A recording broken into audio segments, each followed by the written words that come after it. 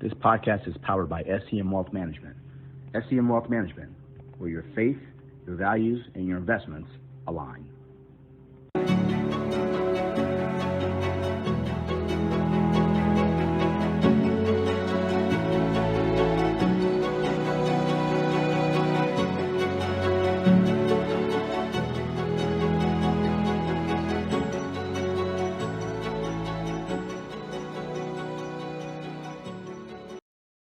Great day, everyone. Ed Dudley. Hope everyone is doing well and having an amazing day.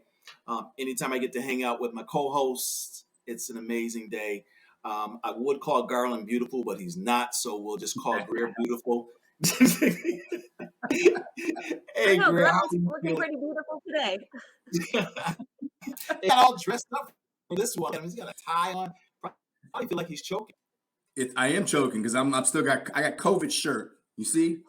COVID shirt. This shirt used to fit. My head wasn't so big. No, hey, it's a good day to be back with you guys, and good return to Journey the Financial Advisor Experience. We've had a nice couple of weeks here with some really, really great guests. I'm looking forward to meeting Brandon, our guest today. But hey, let's get it started. Greer, how's your day going down in Cary? It's going. Cold. Yeah, that's right. It's like in the 40s down there finally, isn't it? I think it's supposed to creep up into the 50s today, but it's still about 30 when I walk out to the bus stop, which is no fun. Nice cold front. Yeah, it's still too cold for me. It's too cold for me. So, Ed, can you tell us a little about our guest today? So I don't know a lot about him. So he is one of those individuals that I met through the powerful LinkedIn. His name popped up in the feed. That's something I was looking at, and I said, let me connect with him. I connected with him, started following him a little bit and looking at some of his content and things like that. I said, hey, he might be interesting to bring on the show and hear his story. Excited to have our man, Mr. Brandon Dixon James, CFP. He's one of those small minorities in the financial services industry. Mr. Brandon, how you feeling today? You know, I'm feeling good. Glad to be on here. You guys seem like a fun group, so I'm excited for this. See, Garland got dressed up for you. He got dressed up for you. This doesn't happen very often. I don't get dressed up. I don't put ties on anymore unless I'm speaking in front of an audience. And you guys, no offense, you don't count as an audience. So he tried to keep it casual. He put a tie on with a vest. So he tried to keep. Hey, I'm not wearing a coat. Coat is too much. I got COVID, everything going on in the neck. I got COVID waist. Everything is tight. No, the vest is all I can do. Hey, Brandon, give us a little background of who you are, where you came from, and where you are now. Perfect. No, I appreciate that. So I've been in the business 18 years now. Started out right out of college. And I started with an insurance company. I started with Prudential. And, you know, with any insurance company, it is definitely a grind to get going. But the unique part of that is I came out of college and they're talking about have a natural market. I didn't have a natural market. The folks I grew up around didn't have wealth and didn't have money. They weren't talking about financial plans and long-term saving strategies and things like that. We were all just trying to survive. So, you know, it was really a hustle. And finding any way I could just to get in front of somebody, just talk to people, just to soak up what I could. I was fortunate enough to have a mentor my final semester in college. And again, another brother who's a CFP too. And he's the one who really kind of showed me the ropes of the game and really allowed me to, kind of let me grow, allowed me to grow, gave me some instruction, gave me some encouragement. It's one of those things where he taught me how to fish, I guess to say. He didn't give me fish, he taught me how to fish, which I thought was nice. Looking back at the time, I wish he would have just gave me a little bit of fish. But but looking back now at what I've learned and what I had to experience in those years, especially in the insurance side, was it really helped. I really grew some thick skin. I really helped define who I am as a young professional. And then gave me the foundation to be able to grow and last, 18 years here and going through some of the things that I've had to endure. I spent 3 years on the insurance company side, and you get enough conversation of the money's at the bank. So I said, well, I might as well go join the bank then. So, I went on the bank side, became a bank advisor there, spent 6 years as a bank advisor, and then finally decided to go on my own. And I said, enough is enough. And made the decision, made the leap of faith to go out on my own, and been with Royal Alliance since then. Nice. I'd love to hear, some of your stories about when you were a bank advisor, because if you think about it, the wealth that's tied in the bank, they don't necessarily look like you. So I'd love to learn, to hear a little more about that time as a bank advisor, as growing up as a bank advisor. The bank advisor role was unique. For one, I will say the benefits of it. It allowed me to gain some more exposure or experience dealing with money, dealing with larger dollars. As working with Prudential, starting with them, I didn't come from money, so I didn't have the opportunity to really see money. So I think one of my first clients gave me $5,000 to invest, and coming out of college, that was everything. I was like, $5,000, wow, I'm hitting it. I'm hitting the ground running. And it was one of those things where, the bank side allowed me to see the higher dollars, the 100,000, the $500,000, the $1 million people, what they look like. Because I hadn't seen anyone, I didn't know anyone personally who had $1 million. And so being on the bank side allowed me to see that. I ended up working, I was a junior advisor as part of a team. And I was fortunate enough to be down in the Los Angeles area, where I feel like the color of my skin, it played a part, but I feel like I had some acceptance in that too. A lot of it just came down to me accepting my role as a junior partner and really focusing on being mentored and the ability of being mentored. I feel more so that I had some experiences with the senior partners in management, not necessarily, treating me, I don't think treating me with care in some instances of it. They knew I was young, knew I was inexperienced, knew I had some immaturities about me. And in some instances, I feel like that was more so areas I feel like they took advantage of, because I didn't have that. And knowing when you know someone's situation, they're, where they may not have exposure, they may not have experience in there. Or I don't have a network where I can go to someone and get solid advice. So I feel like in those are the areas more so on the bank where it really was, I felt taken advantage of. So I have a question, because you've mentioned mentorship several times in this conversation already, and that is something that has come up in almost all of the other interviews that we have done. And so I would love to know kind of how you sought out that mentorship, where you found it, and what difference that really made in the career, and like how you would suggest that others do the same, because I think that that's a huge thing, mentorship, especially when you're young and in this industry that you don't really understand all that well, but that you really want to succeed in. So I'd love to hear a little bit more about that. Yeah, mentorship was it was game changing for me. And I actually met this guy through my fraternity, Kappa Alpha Psi. And so when I was in college, he was one of the older brothers, and so he was already in this field, and I was a business finance major. So he took me under his wing, and he said, if you want to be serious about this, then these are the things that you need to do. And so, I was able to get into an internship with Prudential, and got a little exposure and experience about what the industry is really about. In terms of now, I was just present, doing paperwork and things like that. But that mentorship in that regard was really helpful.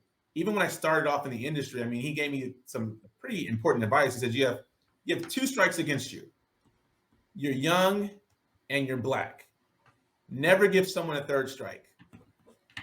And I live by that forever. And so that was one of the things I really went into. I said, I don't have experience in this industry. I don't have experience in investing. I don't have experience in any of this stuff. This is all new concepts to me. I grew up learning how to survive, and I can survive with the best of them. But when you talk about long-term plans, long-term investment strategies, stocks, bonds, the idea of taking risk and losing money. That was something new for me. It was new to there were new concepts, but I knew I wanted to do this. And so, he pushed me to make sure that I knew what I was talking about, making sure I am well versed in just the field alone, gave me areas to be confident in. And so it was really it really gave me a good foundation on how just to get off the ground, how to get started, how to, if you're learning how to drive a stick shift, how to get out of first gear. Right. That was good. Yeah, I like that. I mean, there was some Jews. I love how you never gave anyone a third strike against you. So yeah, it's something as simple as he said, don't even let your breath stink. Because again, you have 2 strikes. Yeah. Anything you do, you never want to give a third strike. He said, make sure you have a mint in your mouth. You make sure you don't let your breath stink. Make sure you got everything covered. That's a quotable moment right there. Don't let your breath stink. So for anyone that's listening to this show right now, please do a breath check. Make sure your breath doesn't stink. Like Garland shaking his head.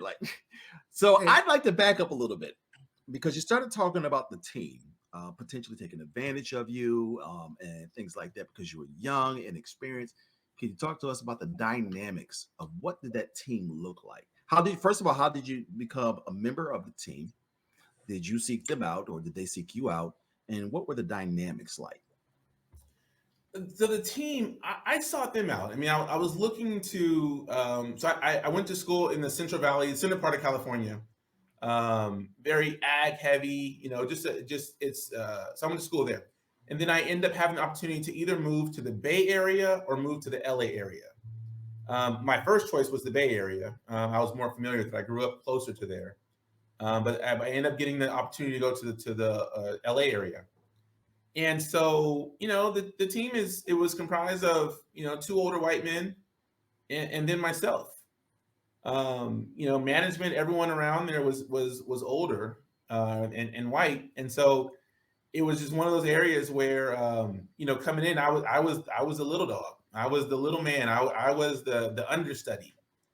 And, and while that was okay, we had one of the areas in which it really became challenging was we had the opportunity to switch banks from one bank to another, from Chase or Washington Mutual at the time to Citibank. And so the conversation really came down to, hey, we think we should all move together. We shouldn't leave any person behind, and we all want to move together. We want to make it successful.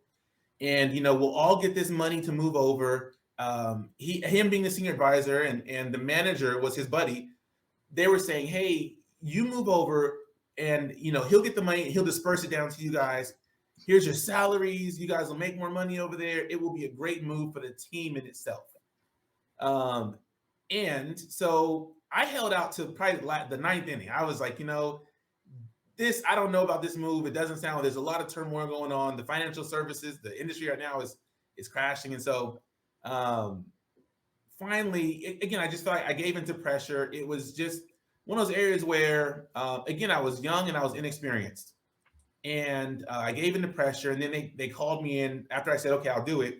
They called me a day later and said, okay, the money we said we're going to give you, we're going to give you a little bit less than that.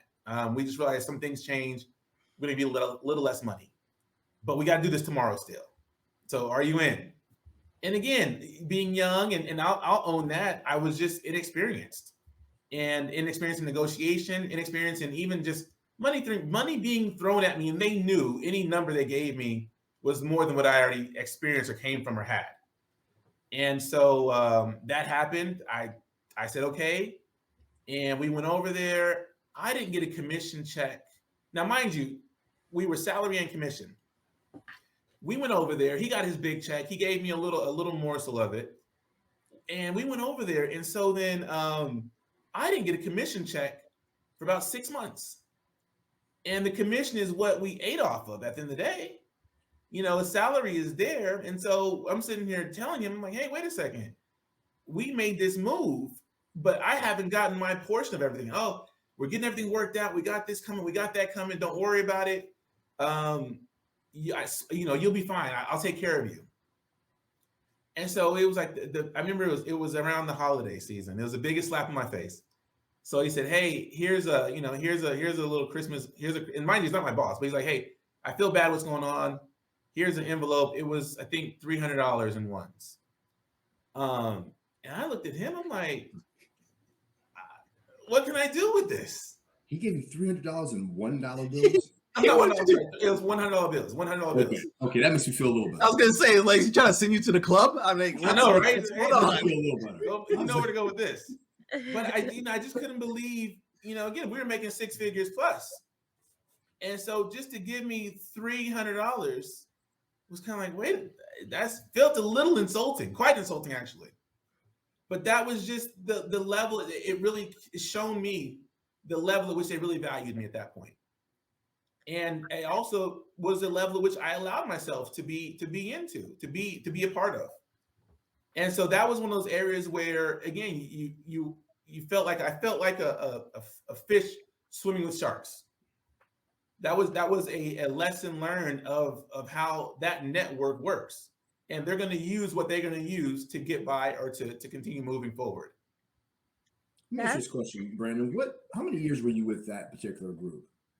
At that time, I was with them a little over a year, probably about a year and a half when all that was happening. How much longer did you stay with them after the move? Maybe it was about a year. Okay. The question I was going to get at is, you mentioned, you were sort of the little dog. Sometimes people stay the little dog. Like that's the kind of relationship where you're giving up, years of experience and years in age, and whether or not color becomes a factor. Sometimes it is, sometimes it's not relevant. But I've often found people who are junior advisors stay junior advisors for decades sometimes, or until that older person falls away or retires. So I was going to ask you, did you ever, at least within that environment, feel like you graduated to being someone that's more equal within that partnership? I don't know if I ever felt like I graduated to be equal with them. I had a good support system out kind of around me. And I truly believe that's what pushed me to leave that arena and to go back. I went to the bank side. I went on my own. I went as the lead advisor there. But it really came down to people having to lift me up. If it were a situation where I mean, I'll be honest with you, I could have remained in that situation as bad as it was. But it's fortunate, it's what I knew. But I had a good network around me to lift me up and to really give me that support I needed, that confidence I needed to be able to say, oh, okay, I can be the lead advisor. I have enough experience to be the lead advisor, to basically be the man. But it took some encouragement. It took some support. And as again, it's one of those areas, as much as they I don't say screwed me over, but as much as things weren't right, it was a hard pill for me I had to take that leap of faith. There was a lot of fear. Fear was very present. Fear of, what if I fail? What if I don't make it? I want to give a shout out to your support system. Yeah. Because so many other people would have quit, left the business to go do something else. But because you had that support system in place, you were able to stay, be the lead advisor, go out on your own and do a lot of amazing things. So shout out to whoever your support system. Matter of fact, if you want to name them right now, feel free to drop their names. But I love you guys because you kept him in the business. Yeah, my brother was a big support at that time. My mom was a big support. I had some friends that were good support. Just having a good network around me and people who listened to me, listened to my complaining, my frat brothers. I mean, I had a good support group around me. So that's good. It gave me the energy I needed at that time. So Brandon, before we end this episode later, if you can do the shimmy for Greer. No. Do the shimmy for Greer. No. And Greer will do that. Greer will tell you about the shimmy later. I have to know now. I mean, you can't like drop a bomb like that. I knew the moment you said it, Brandon, I knew Ed was going to ask. These shoulders haven't Actually, shimmied in a couple in years. So Yeah, you let a conclave come up, and you're out there shimmying. You probably got some cane magic too, but that you know, it may come back. It may come back to me in those moments. So Greer, well, real quick, that's his fraternity, oh, the okay. Kappas, and they do this little thing called the shimmy. And I'm not going to make him do it on the show, but if you go Google the shimmy and then some of the cane magic that they do, it's actually phenomenal. So I digress now, because Garland likes to look at me like, "Hey, why you go there?" I You actually never. have like your story that you just told. I have a note for that because I'm kind of like shaking a little from hearing it because I had a very, very similar experience. It's weird. Like all these people that we interview, they tell these stories, and I'm like, oh my gosh, the exact same thing happened to me. And I just totally forgot until you said that.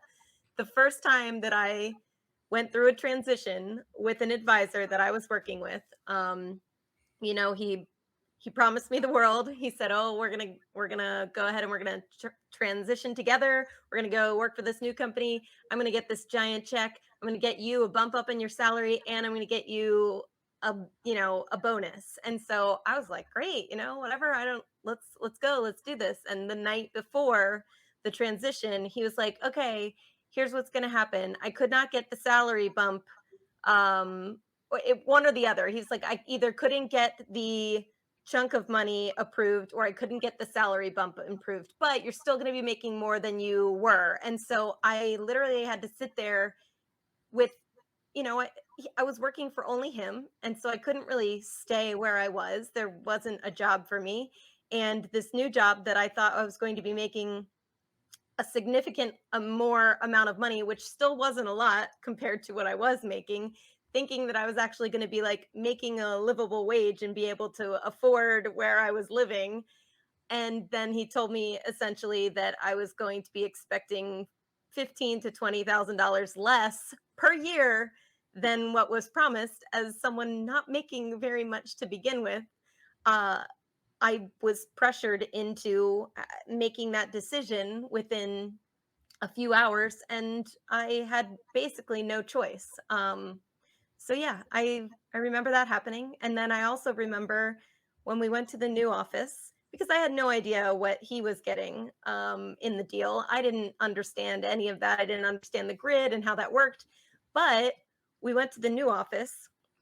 I was given a check, and the check was turned over, and I took it and I went back to my office and I opened it up and I was like, "Oh, this isn't my check." It was a check for another advisor who had also just transitioned over, and this was an advisor that had less AUM than the one I was with, and the check was atrociously large. I had never seen that many numbers on a check in my entire life, real or imagined. And I was just sitting there with it in my hands going, this is what they're paying these advisors to move, and they couldn't bump my salary up to a livable wage. And that moment changed a lot of things in my career, in my thought process. And I had to walk back in. At least I got to walk back into the manager and say, as much as I would love for this to be my check, it's not. And you should probably be more careful about handing these out next time, because this was a really eye-opening experience for me. And the manager was just looking at me like, oh dear God, what have I done? You were Because supposed to see that. I was never supposed to see that. And every conversation that was ever had with any of the support staff was, don't tell anybody what you make, don't talk about it, don't it was Yeah. all these things, but it was also because of your performance scores, you're getting the highest bump up in salary. And it was always something paltry and insignificant, but they made you feel really good, like you were the best Yeah. for it, and that they just didn't have enough money in the bank. So whew, I'm sorry. I just had to tell that little side story because it brought up a lot. You triggered Greer. You did. You to triggered- have you flash. triggered To me have there. flash. So, as someone that at one time was recruiting advisors, they got some of them got some massive checks. Yeah. And the great advisors that I worked with during transitions, they made sure that trickled down. And there's some advisors that were just greedy. Let's just call it like it is. Yeah. So let's fast forward. Now you're out on your own. You go from the bank to independent. So a lot of times when you're in the bank environment, you have somewhat of a feeder system of accounts and clients and things like that. Now you're going out on your own to really go and fish in a big ocean right now. Yeah. Talk to us about that transition for you. You know, I would argue that was probably my scariest transition. You go from, I feel like I'll call it like a lake. You go from, Mhm. A lake to the ocean. And you're saying, I'm going to go out there, I'm going to make this on my own. And this encouragement, I have to say, I at the time I wasn't married, but this one I was married. And I give my wife the credit for giving me the courage to make that jump. We had just got married, and I told her my dreams. And about 2 months in, she looked at me. I came home one day. I looked defeated. She's like, "What's wrong?" And I told her about what's going on. And she's like, "Whatever happened to your dreams you had of wanting to have your own business and have your own office and have your own team and build things the way you want to build them?" And something just clicked in that moment. And I said, "You know what? Let's make that happen." At the time, it was one of those areas I was working again. You had to be at the bank at a certain time. You couldn't leave. I couldn't have my client relationships the way I wanted to. It was almost like everything was in the system. I had 30 minutes to meet with the client, and then I had to leave them. I couldn't go to their house. I couldn't ask about their family. I couldn't build that relationship that I wanted to build with my clients. And there was always so many limitations on how I could do business. And I said, I know there's a better way, and I need to get to that point. And so I was just defeated. I feel like I was just living at that point. Go to work, you do your job, come home. Go to work, do your job, come home. I wasn't living, and she called me out on that. And so I got with a small, not small, they're RIA out of in Los Angeles, and I met the guy, and I had interviewed probably about 7 or 8 different people, and I was already set. My mind was set on this other firm. So I'm going here, but I got a call from the recruiter. He said, "Hey, you got to check this guy out." I said, "Okay, I'm gonna meet him at 7:00 in the morning because I've already met with enough. I've already taken off enough time." And so I met with this guy, and it changed my course of action at that point. Just a very genuine, honest guy, very genuine, honest man. Didn't promise me the world. Was real with everything too. Like, hey, this is gonna be a journey, and and he's a person of color as well. And he took such a personal interest in my life. You talk about being led in the right places. This guy, he took an interest in even getting me onboarded. I will acknowledge I had some challenges, financial challenges, some credit challenges. He made sure I got through, made sure that wasn't an issue, made sure he pushed every way he could to make sure that I was onboarded with it's a RIA through Royal Alliance. He made sure I got on. And you talk about every step of the way feeling supported.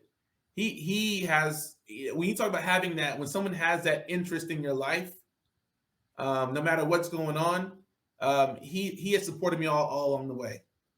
He helped me even in transitioning to make the right decision on how to approach my relationships that I had at a previous firm, and make sure we don't do too much, or make sure we stay in the right boat, or we're conservative about it. It's like, hey, and don't worry, whatever you don't take, you'll make up for it. I believe in you. Again, gave me a lot of encouragement, a lot of faith in just how to move forward. My wife and I, we just got married, so she was, in my, kind of pushing me from behind as well. So again, that support just allowed me to be able to take that leap of faith. And it was tough. I mean, there were, you go 5-6 months making something, and then you have that 1 month where there's no paycheck. Nothing's coming in. And that was an eye-opening time. And you're sitting there looking at it, and me and my wife were talking about it and saying, okay, this is what we knew could happen. And with, I think, just how we are, we had still moved forward. I had already made my plans at that point to even go up for my CFP. And so I still continue to enroll in my classes. I still continue to push forward, and still try and build my business. And it was just a leap of faith that we took, and we have a faith in God, and I feel like He's guided me throughout that career, throughout this transition, put me around the right people who have just taken this interest in me that I've needed, mentored me at certain particular places. Like at this point, the guy who initially got me the business, me and him were cool, but he was no longer my mentor at that point. I had taken a different path than he was on.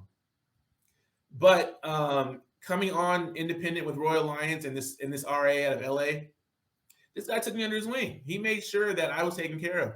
Even in times I was in his office, I was paying him rent. He said, "Hey, don't worry about it. We'll just say you owe me, and but keep pushing. Don't get out the business. Just keep going." I continued on getting my CFP. I remember the first day of my CFP class, I was at UCLA. The teacher said, "Hey, don't do a job change. Don't do a life change. Don't get married. Don't have any kids. Don't do anything in the next year." Fast forward to a year. My wife and I had to move out of our apartment the week before my test. Our firstborn son was due a month after my test, and we were pushing away. And I tell you, I took that test and I was not sure how it was going to work out. We had my son. 2 weeks after having my son, I get an email saying I passed my CFP test. And I tell you, that was a moment of joy, a moment of I was just exuberant joy, just to achieve that as a Black professional in this industry where I already know there's not a lot of Black CFPs.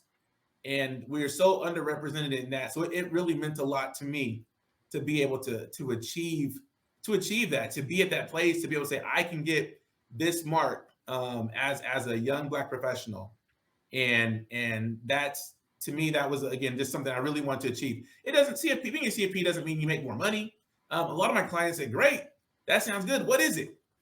So, at that time, there wasn't a lot of understanding what a CFP is, but it was something for me personally I wanted to have.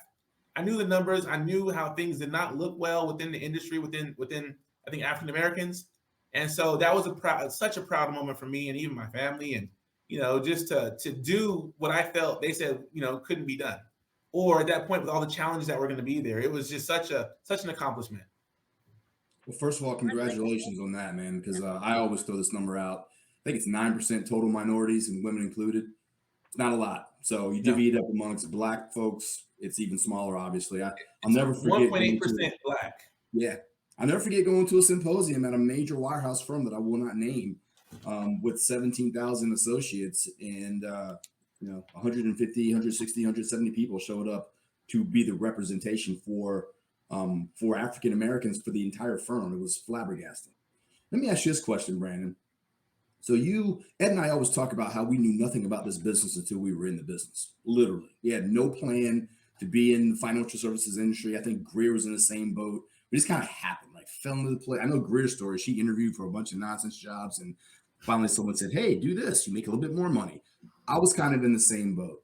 Now that you have come along this path, this is part of your journey, and you're here today talking with us, now a seasoned advisor, literally in two major channels, the banking channel and now the independent channel.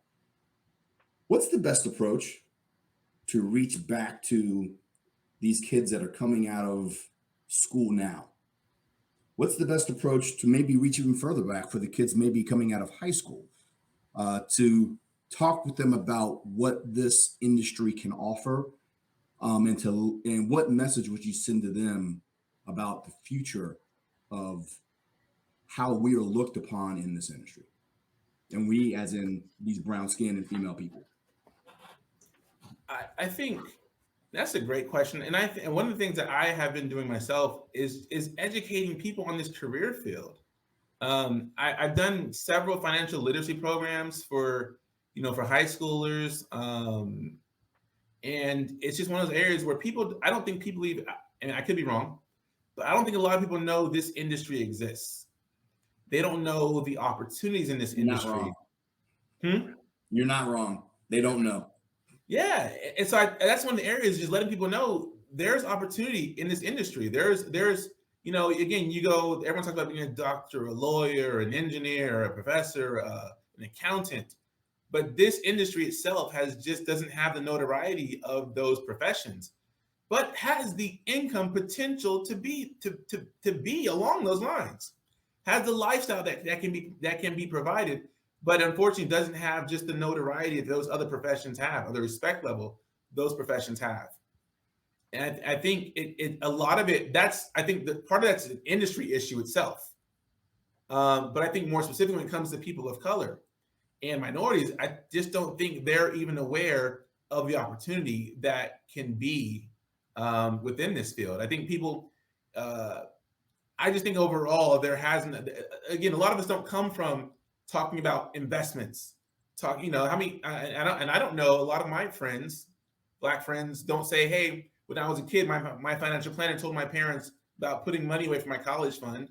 Or when I was a kid, we talked about investments and saving strategies over the long run. I don't know a lot of, I'll say out of my circle of friends, my Black friends, I don't know if any of them who are talking about that. They may have talked about just a savings account or credit, but that's about the extent of it. So I think a lot of it just comes down to, I just don't think the people of color don't necessarily know about this industry. They don't necessarily know about the importance of it. They may even know about stocks, but they don't know there's actually a person who can help you, who can guide you on how to manage your retirement or how to get to retirement.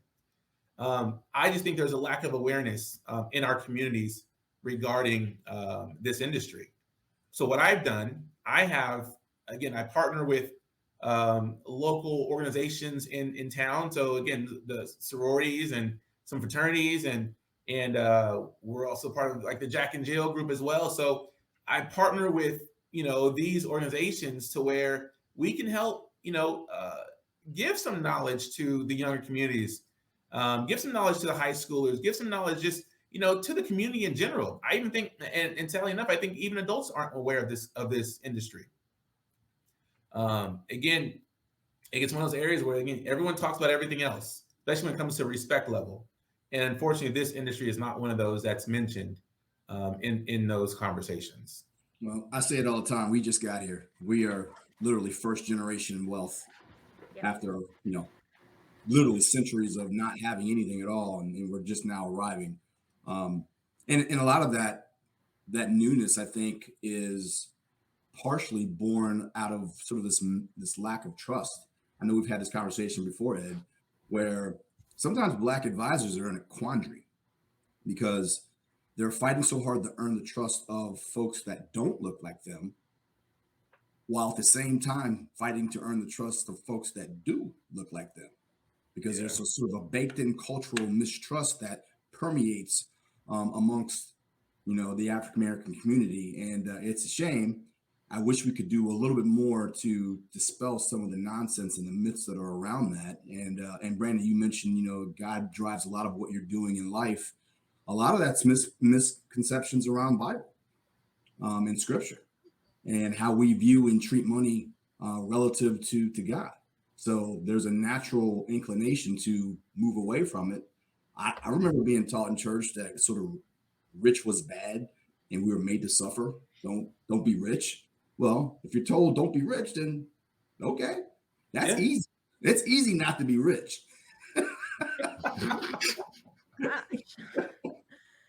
That's something new that I'm learning. It is. It's easy. Not, if you want to be poor, just don't do anything. You'll be broke. Yeah.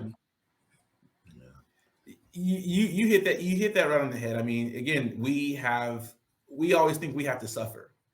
That's just the route that we feel like we have to take, and I believe that for a long time.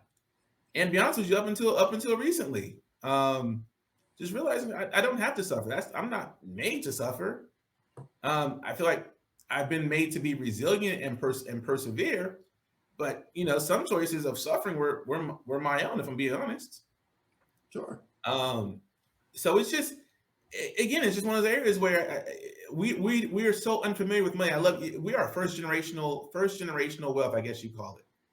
And I agree with that. And so now it's one of those areas where we want, again, just partnering with people. And oh, I'm sorry, let me step back. You had mentioned something about we're in that quandary of having to get trust of everyone. And I spent a lot of my career being a chameleon. And it was to the point where I want to say it was 3 years ago, COVID hits, social justice issues hit. And I started looking around and I found success. And I'm like, okay, I've done all these things now. I found some success in my career. And then I'm looking around like, who am I? I have worked my tail off to please this person and be like that person, walk like this person and talk like that person. And you get to a point where I'm like, I don't even know who I am. What do I enjoy doing? You were the blue suit. You were the blue suit, white shirt wearing gentleman. And Brooks Brothers, probably. Yeah, exactly. Yes. It's not the first time we've heard the word chameleon on this podcast. Not at all. We use the word assimilation a whole lot on this podcast Yep. because it always comes up.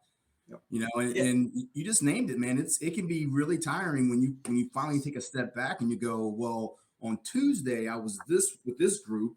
On Thursday I was out golfing with that group, and on Sunday I'm with this group, and all of a sudden you're like, well, what personality am I? How true am I really being to my authentic self? Yeah, and it's exhausting. Let's just call it like that. It's mentally it. exhausting. It is. Yeah, I experienced some of that as well. Just I always, I like sports, and I like doing some things that are traditionally like male interests. And so I always had all these men around me in the industry that were like, "Oh, cool, Greer's like a cool girl, like she'll go to the bar Nice and drink girl. beer and watch sports with us." And I was like, sometimes that felt good, but at the same time I was like, is this really getting me anywhere, and is it really being very true to myself? And I struggled with that a lot. I thought, oh, these people respect me, but honestly, I don't really think that's what it was. I think they just saw somebody that could be a little bit of fun sometimes, but they didn't have any more respect for me because of it. They just, I don't know. It's something I struggle with daily. Part of the problem with assimilating or lack of assimilation is that when you don't assimilate enough, then you're not accepted by the general majority. And so what we've been trained to do, whether it's we had a guest on in one case where we're literally trained in college to do this at a HBCU, literally trained to do this, but more it's sort of intuition for us to understand, okay, we know we're physically different, but how can we overcome that with our ability to mimic behavior, mimic circumstance? And that's what we end up doing. It's a psychological trick that we all play on ourselves, because at the end of the day, there is a such thing as being too ethnic. They've changed the word now. Today it's called too woke, but it's too ethnic is what too woke means. Well, I mean, Greer, I think, and we all experience this. I mean, you go to a conference, and I'll say you're probably one of the only females there. I'll go there. I'm one only. I'm the minority there. I can go to be around 100 people, and maybe there's one other person there. But then there's this code. Well, if we get too close, you can't hang out together. We can't do that. But you give that look. I see you. Get ahead. I see you. You and I see see me, but me. we can't talk too much together because they're gonna group us together. Did you ever get the question at a conference? Did you ever get the question, "Who do you work for?" Oh, you get that question of how are you qualified to be here? That's what they're asking you. Yeah.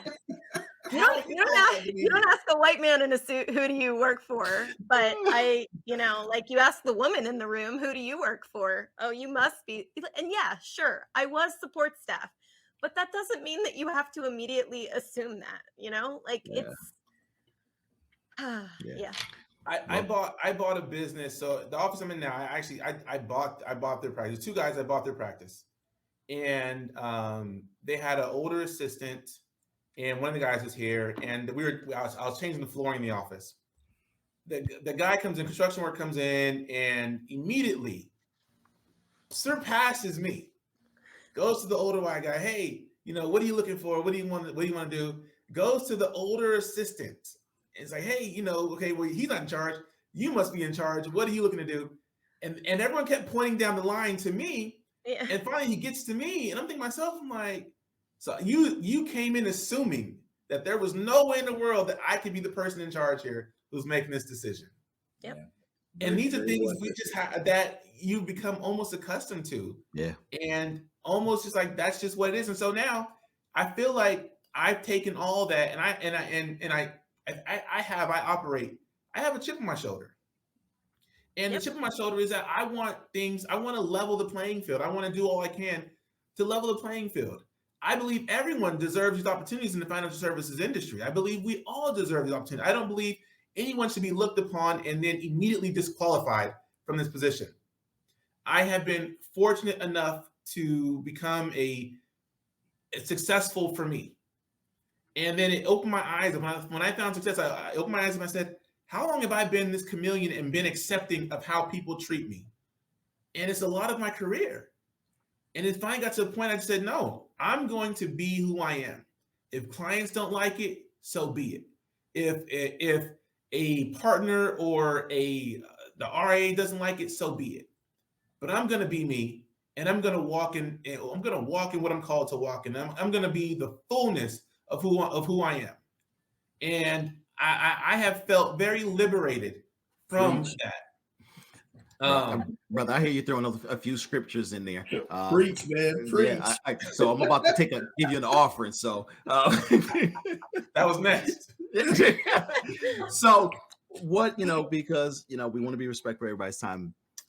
What would you say to that fresh, young-faced Brandon today? Brandon's thinking about getting into the industry, or Brandon's in the industry already. What advice would you give to yourself, the early version? The early version I would give to myself is be true to yourself. Be authentic. Be unapologetic. That doesn't mean be anything less than professional, be anything less than good at what you do. It just means be true to yourself. You don't need to bend so much to please everyone else or be the yes man in those situations. You being you will get you to where you need to be. You don't need to be who everyone else needs you to be to be successful. And that's what I would tell the young Brandon. Just know who you are and walk in that. That I know it sounds simple, but that's what I would say. No, I love it. It's a recurring theme. It's definitely been a recurring thing. That's why I'm sitting here smiling. We've had that answer from multiple people on this podcast, and it's the best advice I think that you could possibly give is to let people know a little bit earlier on in their careers that it is okay to be different, because you will be noticed for that. Yeah. Absolutely. Last thing I'll say too is having things outside of this industry that you're passionate about. It is about balance. It's about it's about balance. It's about what do you want to accomplish? What are you working for? It's not just money. Money, I think, is the easiest thing, but what are you working for when you get the money? What do you want to do with it? Where your passions lie? Is it family? Is it charity? Whatever it is, just have a passion for it and keep that in mind. It's just not to just be so focused on getting money, because getting money is, once you get it, that's the easiest part. It's all about what you're going to do with it, what that means to you, and how you allocate it. That's where your treasure lies. Brandon, that's well said. The three of us can all vouch for that. The three of us are on this podcast because we lived that old life of running ourselves into the ground and then found that a balanced life is a much better thing. That's why we're able to do this podcast. The three of us, we couldn't do this 10 years ago. No chance. And that's why I got this, and that's why I have this full beard now. That's why I wear suits with vests and not jacket. You can't tell, but I'm wearing sweatpants under this. I just dressed from the waist up. That's balance. Love it. Got the slippers on. There you go. That's the way you do it. So, Greer, do you have any parting words that you'd like to share before we get ready to wrap up? I just want to thank you for telling your story and for trying to mentor others who might be going through similar things, and for sticking it out, because I really do think that you're going to make a difference in this entire industry, and that if we all continue to encourage others to do the same, then maybe 10 years, 20 years down the line, we will start to see the narrative shift a little bit, and we'll all be better for it. Absolutely. Mr. Garland Scott. Brandon, let me just say, man, I applaud what you've done. I know people that have had very similar paths that you have, and there are several spots along the way that they checked out. They couldn't do it. Life caught up, the business caught up. I know what it's like to be scared financially, to make a whole new career shift and And the only thing you have is your faith in your family, right? And you did that, sir. 18 years later, here you are, successful. I love the words behind you: excellence, accountability, collaboration, service, attitude. I can see trust. I think it's what, motivation or innovation behind you. Oh, wrong way. There we go. There you go, innovation. Yeah. And then your shirt. Does that say resilience?